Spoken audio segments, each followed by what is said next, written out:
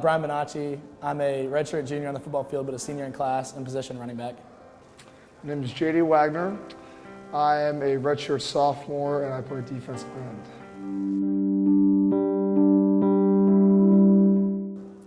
An average day for me is we'd wake up about 6:25 in the morning and go to a lift at 7 o'clock. And then we have class at 9, and I have class at 10 and 11. And then treatment starts at 12:30, and we go to practice till about now, which is about 6 o'clock. Well, I wake up. If we don't have lifting, I get to sleep in a little bit more. We go to treatment. I'll eat breakfast. I love breakfast. Get my eggs. Go to class. If I have time, I'll go take a nap. If not, then I'll go get some lunch and go straight to practice for treatment and meetings and then practice. And then I'll get more treatment after practice and then I'll come eat dinner. And then I go home.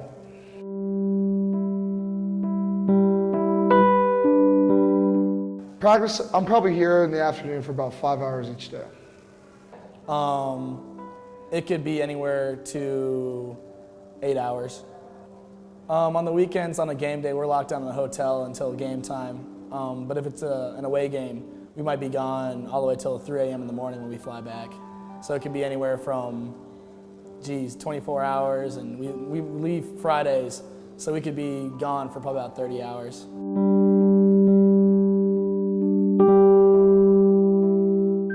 As a student, well, we gotta make sure we make a grade so we're eligible. And if we have any tutoring appointments or any mentoring appointments, we always have to make those.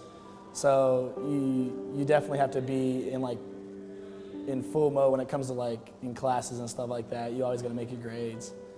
And then if you're not, they're gonna make sure you do. So that's probably the biggest responsibility, is to make sure you have to make your grades and stuff.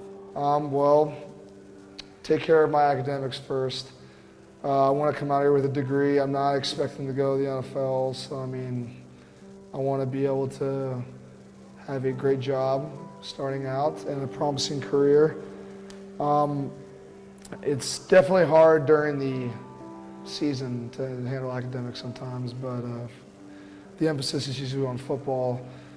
So my name is Amanda Hernandez, and I'm the Student Athlete Affairs Coordinator. In my office, the Office of Student Athlete Development, we handle academic support and then also life skills support for student athletes at Iowa State. I think the main differences is probably accountability. So student athletes are enrolled just like students on campus, but they're held to different standards, whether it's through the Big 12 or through the NCAA. I think in terms of their degree and how they have to progress and their GPA they have to have, they're just held to more standards than students on campus are.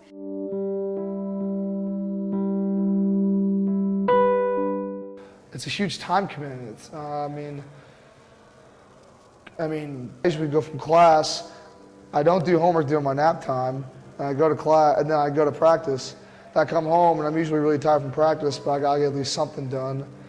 So, I would say it affects free time a lot. Just everything builds up sometimes, so you really gotta handle your time well. I think a student athlete differs from being a regular student because we have to learn how to use time management a lot better, because we don't have all the extra time during the day to balance our homework and stuff. So we might get done with a 6-hour day here at football and then have to go home and do homework for however long, and maybe have a project due, or we have to study for a test. So I think it's a lot better with time management.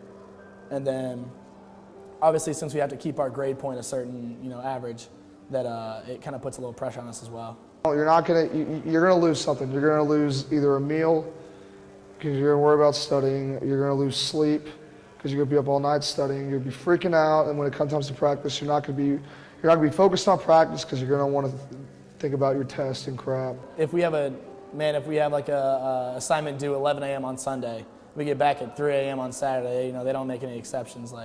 I've had a teacher tell me that just because I'm traveling away and we didn't have any internet in Lubbock, I still had to get the assignment in at 10 o'clock on Friday, and I was like, well, sorry, but I can't really get that in. So we definitely take a hit sometimes because of the places we go when we're traveling, but it's different in the off season because we'll have more free time and we'll be able to dedicate more to school, so our GPAs are usually better.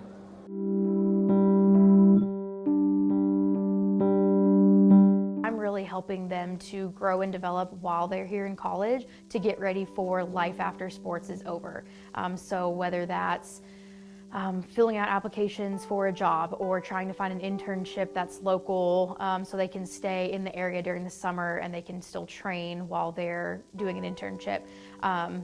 Building up their resume by getting them really involved with community service. So everything that I do is to help them grow and develop to be prepared for whatever the next step takes them after graduation. We're required to go to different things like cyclones after like football and stuff like that. So we go to like events that'll make us well prepared for like maybe like business meetings or get us ready for our resumes. So we have like different things like that. Like networking obviously helps your professional career a little bit. Academically, currently right now, I wouldn't say they do because, like I said, like we're expected to make sure we get all our stuff done, and that's just more like the tutoring area. Like these things are more like helping us towards like when we do graduate, and if like maybe I'm not going to the NFL, like that'll be more prepared for later on. Well, I think there's only a certain amount of push that you can do on an individual. It's kind of based on them and their environment. I grew up. My dad, first thing when I always come home, not about football, it's about grades, how I did in the semester, and I think some people don't have that. Like some people are satisfied if they come home with a 2.5. During the season, my grades kind of tank a little bit because I'm stuck in football, but that's not an excuse for me. I still want to be able to succeed academically and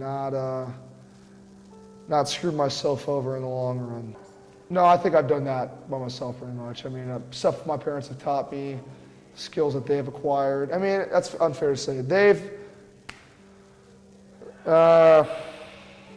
guided me in a secondary way. Yes, I think I've grown definitely as a person in all aspects. So I think I've done that, and they have kind of like guided me in the right path for all those stuff.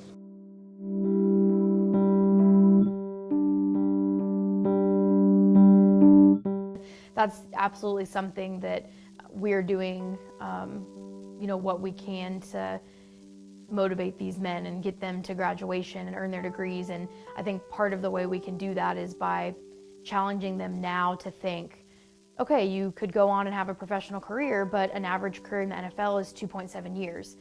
So when your career is over, you are between 23 and 25.